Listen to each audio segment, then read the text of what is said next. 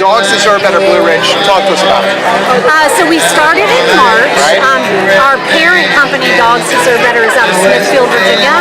So we're a chapter of that. They're the ones that bought Michael Vick's old fighting dog place and turned it into Good News Kennel. Awesome. So our mission is to help abandoned, abused, neglected dogs. Our main mission is to take dogs off chains, but we've taken some indoor dogs too that were pretty neglected. So we have a foster-based, foster home-based rescue.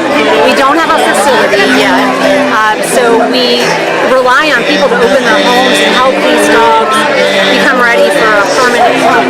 Awesome. Yeah. Follow Dogs Deserve Better Blue Ridge on social. Follow her on social. She is really putting a face to rescue in Central Virginia and Charlottesville. I think you're doing a great job. Seriously. Talk to the people.